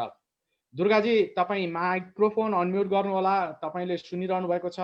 यो युवा पुस्तालाई साहित्यको क्षेत्रमा इन्करेज गर्नको लागि तपाईँ के अपेक्षा गर्नुहुन्छ र तपाईँको सुझाव पनि के हुनसक्छ आफ्नै जेनेरेसनलाई नेपाली भाषा साहित्यको क्षेत्रमा काम गर्नको लागि? र अहिले अनुभवी दिग्गज साहित्यकार सनत दाई, विनोद दाईको कुराहरू पनि सुनिरहनु भएको छ। तपाईँको के छ सुझावहरू? माइक्रोफोन अनम्युट गरेर तपाईँसँग त्यो सँगसँगै केही रचना छन् भने हामी त्यो पनि सुन्न चाहन्छौँ दुर्गाजी। धन्यवाद। बिचमा मेरो एकछिन यो इन्टरनेट डिस्टर्ब भएर डिस्कनेक्टै भएको थिएँ। मेरो खास रचना चाहिँ छैन, मेरा लामा कथाहरू र संस्मरणहरू छन्। म तपाईँकै अब अर्को प्रश्नतिर लाग्छु। अब हामी युवामा चाहिँ हामीसँग पढ्नको लागि हाम्रो अग्रज साहित्यकारहरूले यति राम्रो कृतिहरू तयार गरिदिनु भएको छ, ती पढेर पनि हामीलाई आफै पनि लेख्ने प्रेरणाहरू जाग्छ जस्तो लाग्छ। मेरै उदाहरण लिँदाखेरि के हो भने सुरुमा मैले चाहिँ टाइपिङबाट सुरु गरेँ। टाइप गर्थेँ म, बुवाको रचनाहरू टाइप गर्थेँ म। अनि शरणार्थी किताब टाइप गरिसकेपछि र छापिएपछि चाहिँ त्यसको जुन ती पात्रहरू थिए पूर्व प्रकाशित कृतिहरूबाट म पूर्व प्रकाशित कृतिहरू पढ्न थालेँ। शरणार्थी पढिसकेपछि शरणार्थी टाइप पढ्दै गर्दा अनि पढ्दै जाँदाखेरि मलाई डाक बङ्गला भन्ने पुस्तक पढेर त्यसमा चाहिँ एकजना पात्र छिन् रत्ना भन्ने, चन्द्रवीर छन् अनि रत्ना छिन्। अनि रत्नाको कथा चाहिँ मलाई चित्त बुझेन, त्यो शिवकुमार राईको डाक बङ्गलाको रत्नाको जुन चरित्र भएको छ, उसको जुन कथा छ, त्यो चित्त नबुझेर मैले अर्को कथा लेखेको थिएँ, रत्ना भन्ने नै, त्यही पात्रकै नाममा कथा लेखेँ। अनि शरणार्थी छापिसकेको थियो त्यतिखेरसम्म। अनि मैले त्यस पछाडि बुवालाई यो मलाई चित्त बुझेन भनेर मैले देखाएको थिएँ। त्यो नै मेरो पहिलो कथा थियो मैले लेखेको, रत्ना भन्ने। त्यसलाई पछि मैले निकै नै एडिट गरेको थिएँ। अनि उदाहरण चाहिँ किन यो हो भने हाम्रो युवा पुस्तामा चाहिँ हामीले एउटा भनाइ पनि छ, तिमीलाई कुनै पनि कुरा पढ्दाखेरि चित्त बुझेन भने आफै लेख्नु भन्ने छ। मैले चाहिँ त्यसरी नै सुरु गरेको थिएँ। युवा पुस्ताले पनि हामीले जुन पढ्छौँ, हामी अहिलेको पुस्ताले अङ्ग्रेजी पनि उत्तिकै पढ्छ, नेपाली पनि उत्तिकै पढ्छौँ। हामी विभिन्न भाषाका, फ्रेन्च भयो, स्पेनिस भयो, हाम्रो भाषाको गहिराइमा गएर हामी जुन पनि भाषा सिकेर पढ्न सक्छौँ, पढेर हामीलाई चित्त नबुझेको ठाउँमा हामीले त्यहीबाट पनि लेख्न सक्छौँ। समाजमा यति धेरै कथाहरू छन् हिँडिरहेका, बाँचिरहेका, त्यहीबाट पनि प्रेरणा लिएर चाहिँ हाम्रो युवा पुस्ताले लेख्नुपर्छ भन्ने चाहिँ मेरो ठम्याइ छ, मलाई चाहिँ त्यस्तो लाग्छ। अनि मैले त्यो नै गरिरहेको छु। म नेपालमा पनि देख्ने त्यही नै लेख्छु, म समाजमा देखिने कुरा। अफ्रिकामा गएर विभिन्न देशमा बसेको अनुभव पनि म त्यसरी नै समाजबाट, त्यहीँबाट, मित्रहरूबाट, साथीहरूबाट नै अनुभव लिएर लेख्ने गर्छु, प्रेरणाहरू लिएर लेख्ने गर्छु। हाम्रो युवा पुस्ताले त्यसरी नै जानुपर्छ जस्तो लाग्छ। अनि हाम्रो अग्रज साहित्यकारहरूले लेखिदिनु भएको जुन रचनाहरू छ, तीहरू पढेर पनि हामीलाई लेख्नको लागि धेरै नै प्रेरणा मिल्छ भन्ने चाहिँ मलाई लाग्छ। अहिले चाहिँ के गर्दै हुनुहुन्छ तपाईँ? तपाईँको कुनै कृति आउँदैछ अर्थात् कुनै रचना, के साहित्यिक रूपमा के तपाईँको पछिल्लो गतिविधि के छ दुर्गाजी? अहिले म साइमल्टेनियसली कथाहरू लेखिरहेको छु अफ्रिका सम्बन्धी, अनि अफ्रिका सम्बन्धीकै मेरा संस्मरणहरू पनि लेखिरहेको छु। अनि म दुइटै सँगसँगै गइरहेछन् लेखाइमा। अनि मेरो अब कुन अगाडि आउला भन्ने चाहिँ छैन, तर एउटा कथा सङ्ग्रह र एउटा संस्मरण नियात्रा सङ्ग्रहमा चाहिँ काम भइरहेछ दुइटा। शुभकामना छ त्यसका लागि। तपाईँसँग कुराकानी गर्दै गर्दाखेरि म तिनै वरिष्ठ साहित्यकार आदरणीय कृष्ण धारावासी दाईलाई सम्झिन्छु। व्यक्तिगत रूपमा पनि म अत्यन्त सम्मान गर्छु उहाँलाई। जब म स्रष्टा संवाद भन्ने एउटा साहित्यिक स्तम्भ नेपालवाणी साप्ताहिकमा चलाउँथेँ, मैले उहाँलाई सम्पर्क गरेँ। अहिले जस्तो सहज माध्यम थिएन, उहाँ झापाबाट काठमाडौँ आउनुपर्ने अवस्था थियो। झापाबाट काठमाडौँ पुगिसकेपछि उहाँसँग त्यो टेप रेकर्डमा अन्तर्वार्ता गर्न नेपाल राजकीय प्रज्ञा प्रतिष्ठानको त्यो अगाडिको खाली भागमा चौरमा बसेर बदम खाँदै उहाँले झोलाभरि किताब ल्याउनु भएको रहेछ। भाइ तपाईँ पढ्नुहोस् भनेर।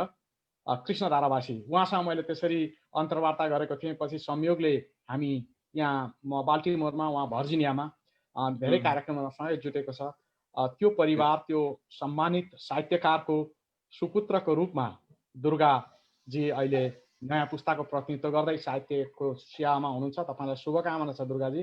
तपाईँको रचनाहरूले सार्थकता पाओस् र तपाईँले गर्ने अभिव्यक्तिले, तपाईँले गर्ने साहित्य सेवाले हाम्रो पुस्तालाई पनि अभिप्रेरित गरोस्। विनोदजी, अब हामी कार्यक्रमको मैजारो गर्ने चरणमा छौँ, तर पनि म भन्दैछु तपाईँहरूका सृजना हामी यो कार्यक्रममा नियमित रूपमा सुन्ने गर्छौँ भगवतीजी, होइन? हरेक सर्जकका आफ्ना सृजनाहरू सुन्ने। म धेरै समय तपाईँसँग भूमिका नबाँधिकन तपाईँका केही सृजनाहरू आज सुन्न चाहन्छु विनोदजी। अनि त्योभन्दा पनि सृजना सँगसँगै तपाईँले भन्नुपर्ने केही विषयहरू छन् भने म तपाईँलाई त्यसका लागि पनि आग्रह गर्न चाहन्छु विनोदजी। धन्यवाद गौतमजी। म कविता भन्छु भन्दै कविता मैले भनेन, म 3-4 टुक्रा छन्, त्यसमध्ये जति चाहिँ तपाईँको समयले देला म भन्छु। र मेरो कविता अलिकति ठाडो भन्यो नभन्नु होला, कविता परेन मलाई थाहा छैन। विनोदजी, म एउटा कुरा, एउटा साहित्यको विद्यार्थीको नाताले, हुन त यहाँ सनदाई आफै हुनुहुन्छ, साहित्यको अभिव्यक्तिको माध्यमको कुनै चाहिँ त्यसमा आरोह अवरोह मात्र हो, अभिव्यक्तिको कुनै हुँदैन। जसरी सङ्गीतको कुनै भाषा हुँदैन, सङ्गीत सबैका लागि प्रिय हुन्छ, जुनसुकै भाषामा व्यक्त गरे पनि सङ्गीत प्रिय हुन्छ। सृजना त्यत्तिकै प्रिय हुन्छ, अभिव्यक्ति त्यत्तिकै प्रिय हुन्छ। म तपाईँका अभिव्यक्तिहरू हामी सुन्न चाहन्छौँ। धन्यवाद। पहिला एउटा न्युयोर्कको मैले एउटा सानो टुक्रामा, जाडोमा कक्र्याउँछ, गर्मीमा डढाउँछ कपाल, कुइन्सतिरको बसाइ छ बिर्साउँछ नेपाल। जाडोमा कक्र्याउँछ, गर्मीमा डढाउँछ कपाल, कुइन्सतिरको बसाइ छ, बिर्साउँछ नेपाल। काङ्ग्रेस कम्युनिस्ट अनि छन् धेरै जनजाति, दिउँसै पनि यिनले अमेरिकामा पार्छन् राति, दिउँसै पनि यिनले अमेरिकामा पार्छन् राति। एउटा टुक्रा। अब माग्नेले नेपालबाट या अरूबाट के भन्छ? माग्नेले भन्यो सकभर 1000 देऊ, त्यो पनि सक्दैनौ भने 500 देऊ, अमेरिकामा डलर कमाउनेको लागि त्यतिले खोटिँदैन छेउ। माग्ने कुरा सुन्दैन, आफू मात्र बोल्छ, एक डेक चल्दैन। म कसरी भन्नु उनलाई हजुर अमेरिकामा डलर फल्दैन, अमेरिकामा डलर फल्दैन। अर्को सानो टुक्रा। विदेशीले सोध्छ, यहाँ पनि सोध्छ कहिलेकाहीँ, विदेशीले सोध्यो किन नेपालीले कुर्सी पाएपछि छाड्दैनन्, जनताहरू यस्तो देखेर पनि किन विरोधमा केही बोल्दैनन्। मैले भने बस्नेले भन्छ कुर्सी टाँसियो, कुर्सीले भन्छ नेता। मैले भने बस्नेले भन्छ कुर्सी टाँसियो, कुर्सीले भन्छ नेता। विदेशमै बनेको कुर्सी हो मित्र, साँचो कुरो के हो तनै बता, साँचो कुरो के हो तनै बता। अब सानो दुईटा सानो सानो। अब साथीलाई मैले भने संस्थाको कुरा, सिस्टमको कुरा अमेरिकाबाट। साथीलाई सोधे यार त पछि संस्थाको अध्यक्ष को हुन्छ? साथीलाई सोधे यार त पछि संस्थाको अध्यक्ष को हुन्छ? उसले भन्यो त आफै विचार गर, म बाहेक अरू को हुन्छ? हेर अरूले यो संस्थै चलाउन सक्दैन, एक हाते भयो, यसपालि त छोड्छु भनेको धुरु धुरु रोयो, यसपालि त छोड्छु भनेको धुरु धुरु रोयो। अब लास्टमा एउटा सानो छ। साथीले नेपालबाट भन्यो फेरि मलाई सिस्टमको कुरा पछि, के कुरा गर्छस् यार अमेरिकी सिस्टमको, गर्ने भए गर कुरा बरु मेरो विजडमको। के कुरा गर्छस् यार अमेरिकी सिस्टमको, गर्ने भए गर कुरा बरु मेरो विजडमको। यही बसी घर जग्गा किने, पैसाको छैन लेखा, सक्सेस भने देशमा एउटा घडेरी किनेर देखा, सक्सेस भने एउटा देशमा घडेरी किनेर देखा। धन्यवाद। विनोदजी, जिन्दगी भोगाइको अनुभव हो अनि साहित्य त्यही भोगाइका अभिव्यक्तिहरू हुन्। हामी अमेरिकामा बस्नेहरूको भोगाइको अनुभूति र अभिव्यक्ति कवि सर्जक विनोद रोक्काका शब्दहरूबाट यहाँहरूले सुन्नुभयो, पक्कै पनि मनोरञ्जन गर्नुभयो होला, यहाँलाई पनि मन पर्यो होला। वास्तवमा डलर फल्ने ठाउँमा हामी छैनौँ, त्यसका लागि घडेरी किन्न सक्ने अवस्थामा पनि हामी छैनौँ, जसरी उहाँले आफ्ना अभिव्यक्तिहरू गर्नुभयो। अब तपाईँसँग मैजारो, तपाईँसँग बिदा माग्नुभन्दा पहिला, कार्यक्रम समापन गर्नुभन्दा पहिला विनोदजी, आजको कार्यक्रम मार्फत गैर-आवासीय नेपाली साहित्यको लागि तपाईँका सुझाव के हुन सक्छन् नेपाली भाषा साहित्य सम्वर्धनको लागि? मेरो सबभन्दा छोटो सुझाव चाहिँ के छ भने अहिले बजार व्यवस्थापन गर्न सक्ने अवस्था तुरुन्तै छैन। सबै साहित्यकारले लेखेको कृति बजार व्यवस्थामा गएर किनिन्छन् भन्ने पनि छैन। लेख्ने रहर हुन्छ, अभिव्यक्ति गर्ने रहर हुन्छ। त्यसैले प्रज्ञा प्रतिष्ठान र एनआरएनले मिलेर एउटा पोर्टलको व्यवस्था गरियोस्, जुन पोर्टलमा एउटा सर्जकले छाप्न लाग्ने पैसाभन्दा आफ्नो पाण्डुलिपि दिन्छ, त्यसपछि त्यसलाई शुद्धाशुद्धि गर्छ र तपाईँको एनआरएनको समितिलाई पठाउँछ। अस्तरीय भयो, गाली गलौज भयो भने बेग्लै कुरा, होइन भने सेन्सरसिप नगरिकन त्यसलाई चाहिँ पोर्टलमा राखियोस्, ताकि ती कसैले व्यक्तिहरूले कमसेकम त्यहाँ क्लिक गरेर हेरोस्। कमसेकम कुनै व्यक्तिले मैले यो निकालेको छु त्यो क्लिक गरेर हेरै भन्दा हेर्न सकियोस्, जसले गर्दाखेरि कुनै बेलामा चाहिँ अनुसन्धान गर्नेले होस् या कुनै बेलामा त्यो छोपिएको, छरिएको, दबिएको साहित्यमा पनि केही रहेछ भने कुनै बेलामा देख्ला। कमसेकम सर्जकको के छ भने कम्तीमा मैले निकालेको सिर्जना त्यहाँ रहेछ भन्छ भन्ला, नभएदेखि सर्जकलाई के छ भने निष्कासन गरेपछि चाहिँ पोल्दो रहेछ। म अहिले आजकल धेरै गीत निकालेँ, धेरै कविता निकालेँ, गीत निकाल्यो, पैसा भयो भने गाउनेले गाउँछ, अनि पैसा नभयो भनेदेखि उसले तेरो राम्रो भयो भन्दैन। आजकल मैले सङ्गीत पनि आफै गर्न थालेको छु, भजन पनि आफै लेख्छु, गीत पनि आफै लेख्छु। म किन नगर्ने? मेरो अभिव्यक्ति हो, युट्युबमा गएर अपलोड गर्न सकिहाल्छु। म कसलाई किन खोज्छु? केही रहेछ भनेदेखि ठिक छ, छैन भने मेरो अभिव्यक्ति गर्ने कुरो गरेँ। तर यो धेरै साहित्य जुन लामो लेखेको कुरा, कथा भयो, कविता भयो, यो कुरा चाहिँ नि अपलोड गरेर पनि नसक्ने छ। प्रज्ञाले यो काम चाहिँ नि गरोस्, एनआरएनले त्यो काम गरोस्। मेरो बिन्ती चाहिँ नि यति मात्रै छ, अरू काम यसले गर्न सक्दैन।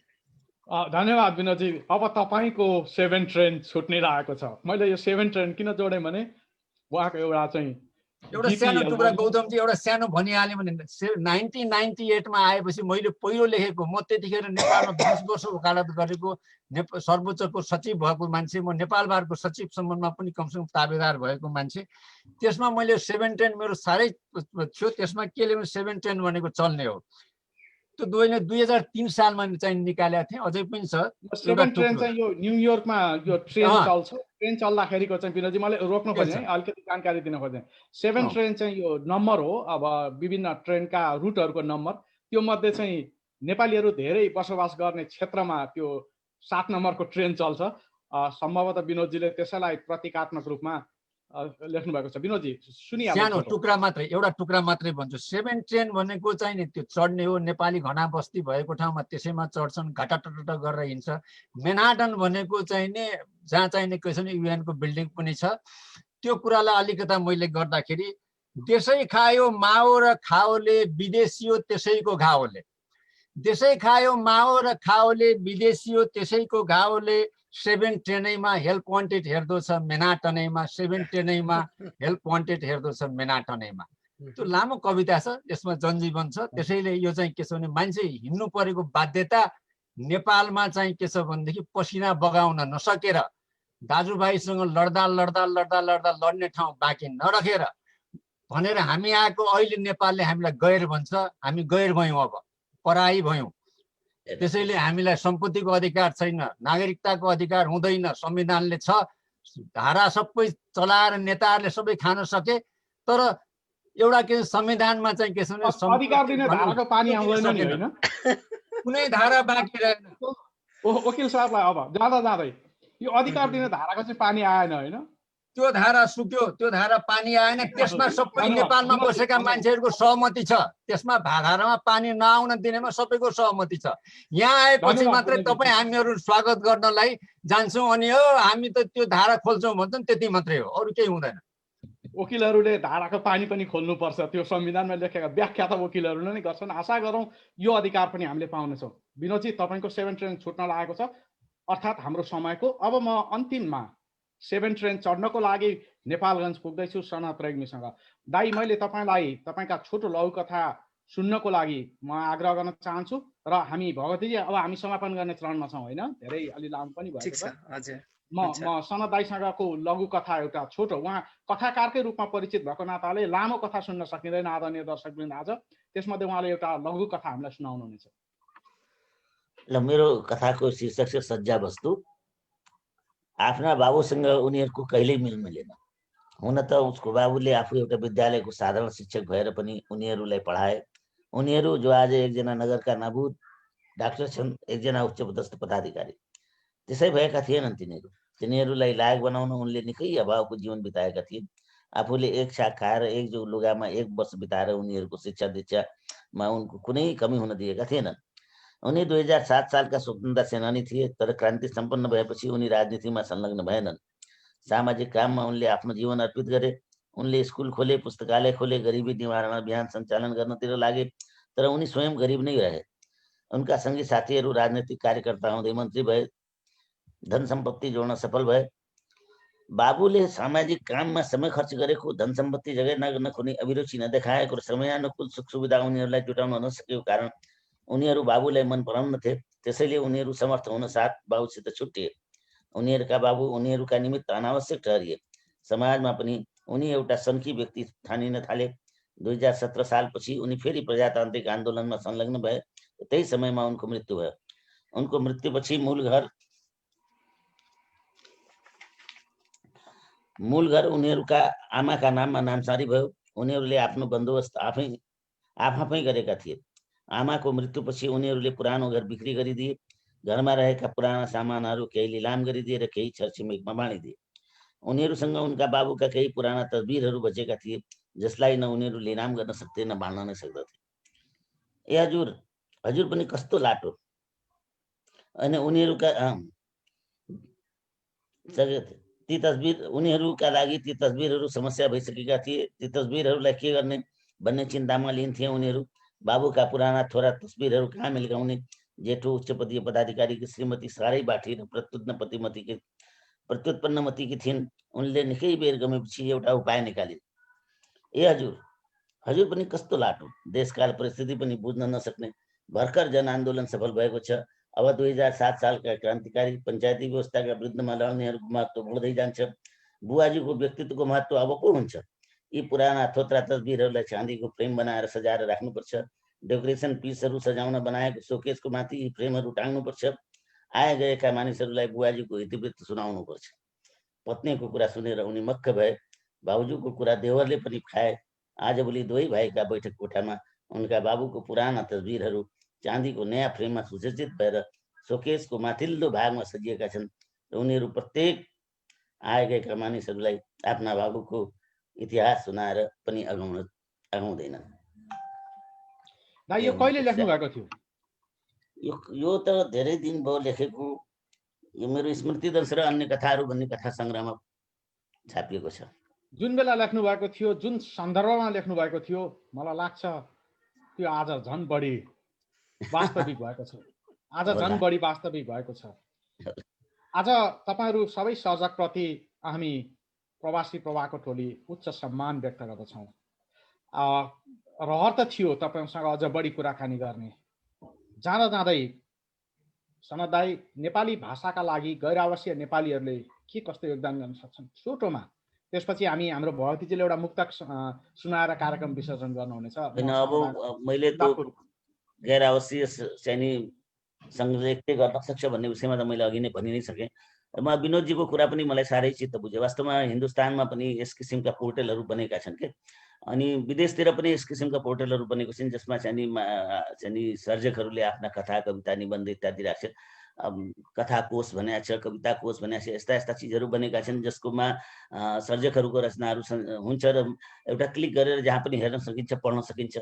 मैले पनि कतिवटा चाहिँ अपलोड गरेर राखेको छु, हेर्छु, पढ्छु त्यस्ता चाहिँ अपलोडहरू। त्यस विषयमा चाहिँ एकाडेमी र प्रज्ञा प्रतिष्ठानले चाहिँ विनोदजीले भनेको जस्तै एउटा चाहिँ पोर्टल बनाएर त्यसको माध्यमबाट चाहिँ अलिकता केही गर्न सकिन्छ। एउटा अर्को चाहिँ अनुवाद चाहिँ नेपाली भाषा र साहित्यलाई विश्वमा चाहिँ परिचित गराउनको लागि अनुवाद चाहिँ को लागि पनि चाहिँ एनआरएनले चाहिँ एकाडेमीसित मिलेर केही अनुवाद सम्बन्धी परियोजना बनाउन सक्छ।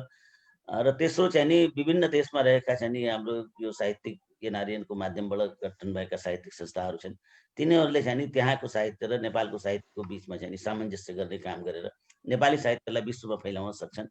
मेरो सुझाव चाहिँ यही हो। Thank you. यहाँहरू सबैलाई धन्यवाद।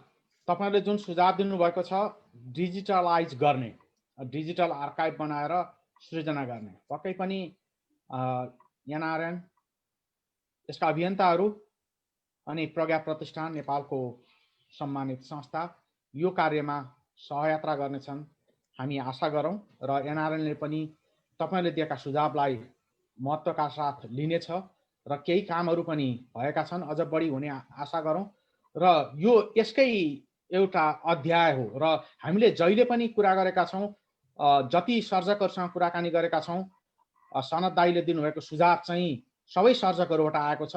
यसले पक्कै पनि एनआरएनलाई पनि सोच्न बाध्य बनाउँछ। अर्थात् अनुवाद साहित्यलाई एनआरएनले चाहिँ सहयोग गर्नु पर्यो। अनुवाद साहित्यलाई गर्यो भने नेपाली भाषा साहित्यलाई अन्तर्राष्ट्रियकरण, भूमण्डलीकरणको यो जमानामा चाहिँ सहयोग पुग्नेछ। म तपाईहरू सबैजना सर्जक, अघिल्लो पुस्ता, मध्य पुस्ता, युवा पुस्ता, तिनै पुस्ताप्रति उच्च सम्मान व्यक्त गर्दै आजको लागि तपाईँले 1 घण्टाभन्दा बढी समय हामीसँग बिताइदिनु भयो, कुराकानी साहित्यिक वार्तालाप गर्ने जुन अवसर जुटाइदिनु भयो, यहाँहरूलाई म हार्दिक नमन गर्न चाहन्छु। र अन्तिममा हाम्रो प्रवासी प्रवाह जो नियमित रूपमा सञ्चालन गर्नुहुन्छ भगवतीजी, यो नेपाली भाषा साहित्य संस्कृति तथा सम्पदा प्रवर्धन समितिको सदस्य सचिव समेत हुनुहुन्छ। उहाँले एउटा मुक्तक सुनाउँछु भन्नुभएको छ। भगवतीजी, म तपाईँको मुक्तक सुनेपछि यो कार्यक्रमलाई बिट मार्नुपर्नेछ, हामी लामो हुँदै गएका छौँ। पक्कै पनि गौतमजी, यहाँले एकदम कुशलताका पूर्वक आजको कार्यक्रमलाई भव्य र सभ्य बनाइदिनु भएको छ। त्यसको लागि हार्दिक आभार। यहाँ लगायत सम्पूर्ण हाम्रा अतिथिज्यूहरूमा हार्दिक आभार व्यक्त गर्छु। अब कार्यक्रमको अन्तिममा भयो नि एउटा मुक्तक सुनाइदिउँ भनेर मात्र आज हाम्रा आदरणीय सर्जकहरू उपस्थित हुनुभएको बेलामा म ढिला नगरिकन मुक्तक सुनाइहाल्छु। बाँच्नु पर्छ यहाँ कि आफ्नो कि आफ्नाको चित्त दुखाएर, बाँच्नु पर्छ यहाँ कि आफ्नो कि आफ्नाको चित्त दुखाएर, न बाँड्न सकिन्छ खुसी सबैलाई नसक्नु चित्त बुझाएर, न बाँड्न सकिन्छ खुसी सबैलाई नसक्नु चित्त बुझाएर। गुनासाहरू कति हो कति नियतिसँग बिछोड र समयसँग, गुनासाहरू कति हो कति नियतिसँग बिछोड र समयसँग, अनगिन्ती आशा अभिलाषा सम्झी हाँस्नु छ आँसु लुकाएर, अनगिन्ती आशा अभिलाषा सम्झी हाँस्नु छ आँसु लुकाएर। धन्यवाद। ल हाम्रो अध्यक्षज्यू पनि आज अन्तिममा जोडिसक्नु भएको छ। अब हामी कार्यक्रमको अन्तमा छौँ। सबैलाई आफ्नो समय र सृजनाका लागि हार्दिक आभार। विशेष गरी हाम्रो गौतम दाहालजीले एकदम आफ्नो अमूल्य समय दिएर आजको कार्यक्रम भव्य र सबै बनाइदिनु भएकोमा नि हार्दिक आभार व्यक्त गर्दछु। अन्त गरौँ, हजुरले गरिदिनु हुन्छ। धन्यवाद। फेरि म एकपटक यहाँहरूसँग यहाँहरूको साहित्यिक योगदानको निरन्तरताको अपेक्षा गर्छौँ र अझ राम्रा, अझ उत्कृष्ट र परिमार्जित सृजनाहरू हाम्रो नेपाली साहित्यको फाँटमा आओस्। म अग्रज सम्मानित व्यक्तित्व नेपाल प्रज्ञा प्रतिष्ठानका पूर्व सदस्य सचिव आदरणीय सनक रेग्मी दाई, आदरणीय विनोद रोका दाई अनि मेरो पुस्ताको प्रतिनिधि सर्जक दुर्गा विनयजी सबैप्रति यही अपेक्षा गर्दै आजको यो प्रवासी प्रवाहको श्रृङ्खलाबाट हामी सबै बिदा लिन्छौँ। यहाँको बाँकी समय सुखद रहोस्। सबैलाई नमस्कार र हेरिदिनु भएकोमा सबै दर्शक श्रोताहरूलाई पनि हामी आभार व्यक्त गर्न चाहन्छौँ।